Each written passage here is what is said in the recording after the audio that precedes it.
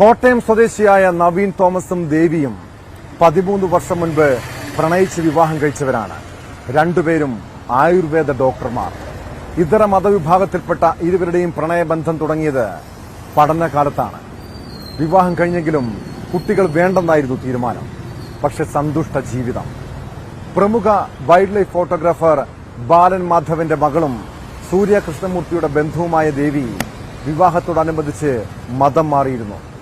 പിന്നീട് ഇരുവരും പുനർജനി എന്ന സംഘടനയിൽ അംഗമായി. അവിടെ വെച്ചാണ് ഇവരുടെ വിശ്വാസത്തിലും കാഴ്ചപ്പാടുകളിലും മാറ്റം വരുന്നത്. മൂവർ സംഘത്തിന്റെ ദുരൂഹ മരണവും ബ്ലാക്ക് മാജിക്കുമായി ബന്ധപ്പെട്ട വിവരങ്ങളും കേട്ടതിന്റെ നടുക്കത്തിലാണ് കോട്ടയം മീനടം നിവാസികൾ.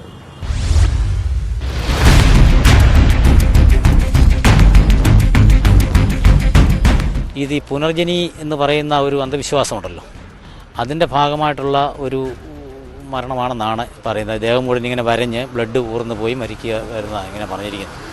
ഇത് എത്ര ദിവസമായെന്നോ എങ്ങനെയാണെന്നോ ഇതേപ്പറ്റി ഒന്നും ആർക്കും അറിയാൻ പറ്റില്ല. പ്രത്യേകിച്ച് മരണകാലത്തെക്കുറിച്ചൊന്നും അവർ പറഞ്ഞില്ലേ. ഇവർ കഴിഞ്ഞ ഒരു 5-6 മാസമായിട്ട് ഇവിടെ ഉണ്ടായിരുന്നു. ഈ മാർച്ച് 17-ാം തീയതി ഇവിടുന്ന് പോകുന്നത്.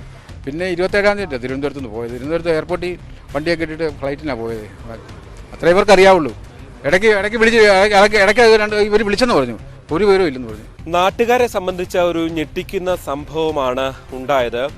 4 ദിവസം മുൻപാണ് ആദ്യമായി ഒരു പോലീസ് സംഘം ഇവിടെ എത്തുന്നത്. തിരുവനന്തപുരത്തെ ഈ ദേവിയെ കാണാതായതുമായി ബന്ധപ്പെട്ട അന്വേഷണ സംഘമാണ് ഇവിടെ എത്തിയത്. അതായത് അവർ ഏറ്റവും ഒടുവിൽ നവീൻ ഫോണിലേക്ക് വിളിച്ചിരുന്നു എന്ന വിവരത്തിന്റെ അടിസ്ഥാനത്തിലാണ് അവർ ഇവിടേക്ക് എത്തുന്നത്. എന്തായാലും കഴിഞ്ഞ മാസം 17-നാണ് അവസാനമായി ഈ നവീനും ആര്യയും ഇവിടെ നിന്ന് പോകുന്നത്. ഇവർ തിരുവനന്തപുരത്ത് ആയുർവേദ കോളേജിൽ ഒരുമിച്ച് പഠിക്കുകയും പിന്നീട് പ്രണയിച്ച് വിവാഹം കഴിക്കുകയും ഒക്കെ ചെയ്തവരാണ്.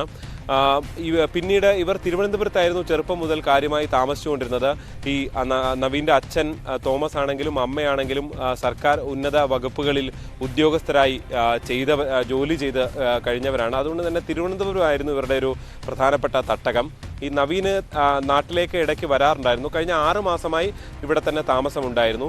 ആയുർവേദ ഡോക്ടർ എന്നുള്ള പദവി വിട്ട് മറ്റ് ഓൺലൈൻ ട്രേഡിംഗ് പോലുള്ള കാര്യങ്ങൾ ചെയ്തുകൊണ്ടാണ് ഇവർ മുന്നോട്ട് പോയിരുന്നത് എന്നാണ് നമുക്ക് നാട്ടുകാരിൽ നിന്നും അടുത്ത ബന്ധുക്കളിൽ നിന്നുമൊക്കെ അറിയാൻ സാധിച്ചത്. എന്തായാലും സംഭവത്തിൽ വലിയ ദുരൂഹത തുടരുകയാണ്. ബ്ലാക്ക് മാജിക് എന്ന സൂചനകൾ തന്നെയാണ് ലഭിക്കുന്നത്. പക്ഷേ ഈ നവീൻ്റെ അമ്മയ്ക്ക് ചില ആരോഗ്യ പ്രശ്നങ്ങളുണ്ട്. അതുകൊണ്ട് തന്നെ ഈ മരണവിവരം അവരെ അറിയിച്ചിട്ടില്ല. അതുകൊണ്ട് വീടിനുള്ളിലേക്ക് മറ്റുള്ളവരും ഒന്നും കാര്യമായി പോയിട്ടില്ല.